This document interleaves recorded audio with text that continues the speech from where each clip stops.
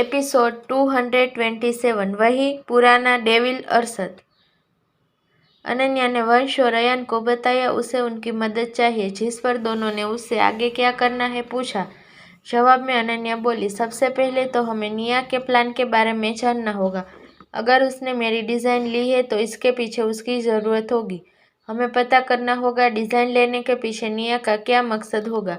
इस बारे में सोचते हुए वंश बोला, पर हम इस बारे में पता कैसे करेंगे? क्या हमें निया पर नज़र रखनी होगी? पर यह आसान नहीं है। सही कहा, यह बिल्कुल आसान नहीं है। मैंने बेकार की मुसीबत सिर ले ली। आज का पूरा दिन बीत गया, अब बस 6 दिन है और 10 दिन बाद साध्वी की शादी। अगर टास्क समय पर पूरा नहीं हुआ तो शॉपिंग भी नहीं कर पाएंगे। अनन्या को कहाँ से कहाँ जाता देख वंश और अयान ने एक साथ बोला, दी। अनन्या झटके से अपने ख्यालों से बाहर आई और बोली, हाँ तो हम कहाँ थे?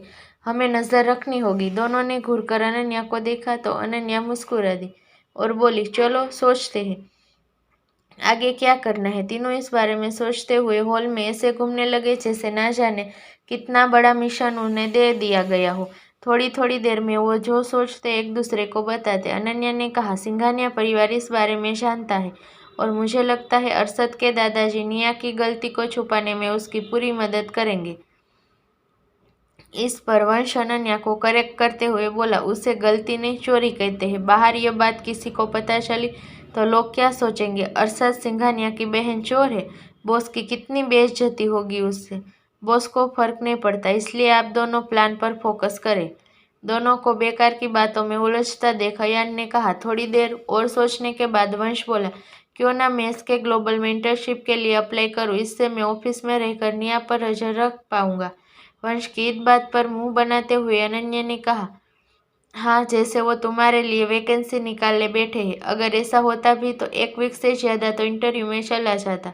दोनों ने और ध्यान से सोचना शुरू किया। अब तक शांत अयान ने कहा, वंश ने जो कहा देखा जाए तो यह प्लान काम कर सकता है। कैसे? अनन्या और वंश दोनों ने एक साथ अयान से पूछा। अयान बोला, निया कहाँ काम करती है? एसके ग्लोबल में। अगर उसे डिज़ाइन की ज़रूरत पड़ी होगी तो वो उसे कहाँ यूज़ करेगी? 90% चांसेस है वो दी की डिज़ाइन को अपने फ़ायदे के लिए कंपनी में यूज़ करेगी। अयान की बात को समझते हुए वंश ने कहा और अगले ही पल तीनों की आंखें चमक उठी। अनन्या खुश होते हुए बोली, अगर उसने डिज़ाइन कंपनी में दी होगी तो वो आसानी से पकड़ी जाएगी। इस पर अयान बोला, राइट, लेकिन अब हमें यह पता करना होगा निया ने डिज़ाइन कंपनी में सबमिट की है या नहीं। तो वंश बोला, लेकिन यह पता करना आसान नहीं होगा। हमारे पास कोई प्रूफ नहीं है कि वो डिज़ाइन अनन्या दी की है। दोनों ने अनन्या को देखा जैसे पूछना चाहते हो कि आपके डिज़ाइन में कुछ ऐसा है जिससे पता किया जा सके वो डिज़ाइन आपकी है। तो अनन्या ने गंभीरता से कहा, एक तरीका है। दोनों ने फिर पूछा, और वो तरीका क्या है? तो अनन्या बोली, मेरे साथ चलो। वंश अयान अनन्या के साथ उसके आर्ट रूम में आ गए। अनन्या के पास डिज़ाइन की कमी नहीं थी। वो सालों से डिज़ाइन करती आई थी और अब तक उसने अनगिनत डिज़ाइन बनाए थे जिनके बारे में वो खुद भी भूल चुकी थी। अपनी कला का खजाने में से उसके एक नेकलेस का डिज़ाइन निकाला और उसने टेबल पर रखते हुए बोली, मैंने अभी अपने सभी डिज़ाइन में आस यानी AAS वर्ड को डिज़ाइन का रूप दिया है। और उसका मतलब क्या हुआ? अयान ने तुरंत आस यानी AAS का मतलब पूछा तो वंश उसके सिर पर टपकी मारते हुए बोला, बेवकूफ़, आस का मतलब अनन्या अरशद सिंघानिया। वंश की इस बात से तुरंत नकारते हुए अनन्या ने कहा, नहीं, आश का मतलब सिर्फ अनन्या अरशद सिंघानिया नहीं है। इसका मतलब है उम्मीद, एक नई जिंदगी पाने की उम्मीद, अपने सपनों को उड़ान भरने की उम्मीद। अनन्या से अनन्या अरशद सिंघानिया बनकर जिंदगी जीने की उम्मीद। 3 साल पहले जब मैं मौत के दरवाजे पर थी तब मेरे पास उम्मीद के सिवा कुछ नहीं था। रिकवरी के बाद से मैंने अपने सभी डिज़ाइन में आस को शामिल किया। डिज़ाइन पेपर को हाथ में लेते हुए अयान ने पूछा, तो क्या उससे पहले आपके डिज़ाइन में कोई मार्क नहीं होता था? तो अनन्या बोली, होता था, पर वो मैटर नहीं करता। तो वंश जिद करते हुए बोला, पर मुझे जानना है।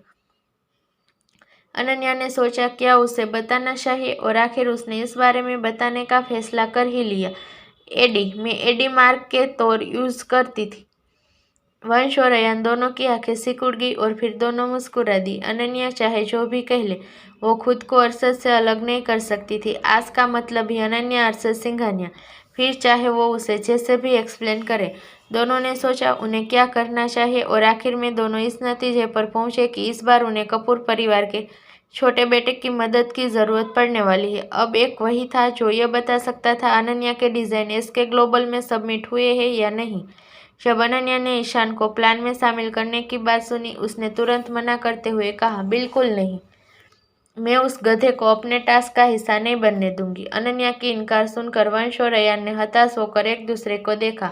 उनके पास एक ईशान ही तो था जिसके जरिए वो इस टास्क को आसानी से सोल्व कर सकते थे। वंश अनन्या को समझाते हुए बोला, दी, हमें